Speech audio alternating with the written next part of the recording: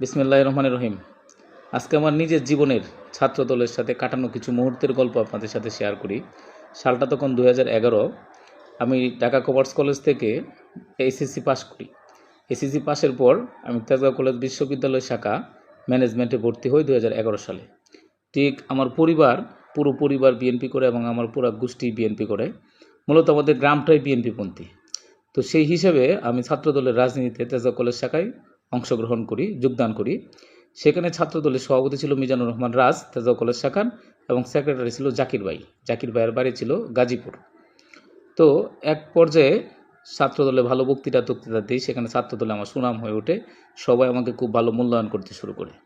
তো জাকির ভাই একদিন আমাকে হঠাৎ করে বলল, সাদ্দাম, কালকে সকাল 6টা বাজে তুমি কলেজে উপস্থিত থাকবা। আমি বললাম, ভাই এত সকালে কলেজে? তখন জাকির ভাই আমাকে বলে, তোমাকে ম্যাডাম খালেদা জিয়ার সাথে দেখা করায় দিব। সেদিন আমি বাসায় আসলাম, রাত্রে সারা রাত সজাগ, আমার ঘুম আসে না যে ম্যাডাম খালেদা জিয়ার সাথে দেখা করব। মনের ভিতরে এক অন্যরকম আনন্দ, প্রশান্তি। বড় ভাইয়ের কাছ থেকে কোট নেই যে খালেদা জিয়ার সাথে দেখা করব।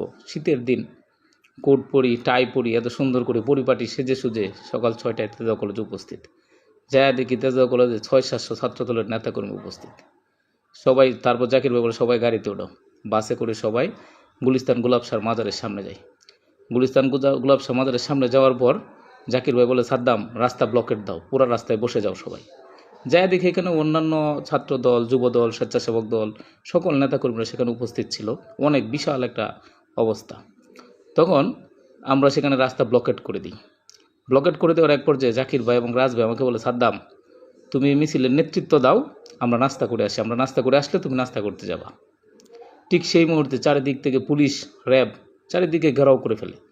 ঘেরাও করার এক পর্যায়ে তখন পুলিশের এডিসি ছিল মেহেদি হাসান। সেই এডিসি মেহেদি হাসান আমাকে বলে, এই মিছিলের নেতৃত্বকে দেয়। তখন আমি উঠে যাই, যায় বলে আমি নেতৃত্ব দিচ্ছি। তখন আসলে মূলত কাহিনীটা ছিল, আমাদের বিএনপির মির্জা ফখরুল ইসলাম আলমগীর, মির্জা আব্বাস, তারপরে আপনার আব্দুল সালাম সহ বিএনপির কেন্দ্রীয় 14 জন নেতাকর্মীকে জেলে ঢুকিয়ে দিয়েছিল জামিন নামঞ্জুর করে। তার প্রতিবাদে আমরা রাস্তা ব্লকেট করেছিলাম। তখন ওই মেহেদি হাসান বলে, তোমরা রাস্তা ব্লকেট করছো কেন?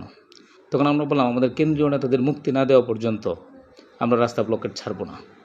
ঠিক সেই মুহূর্তে আমার মিছিল থেকে অতর্কিত ককটেল বিস্ফোরণ শুরু হয় মেহেদি হাসানকে উদ্দেশ্য করে, এবং আমি যে মেহেদি হাসানের সামনে উপস্থিত সেটা তারা একবার চিন্তাও করলো না। বারবার ককটেল তারা মারতে শুরু করলো সেখানে, অথচ আমি সাদ্দাম জানিও না যে আমাদের মিছিলে ককটেল আছে।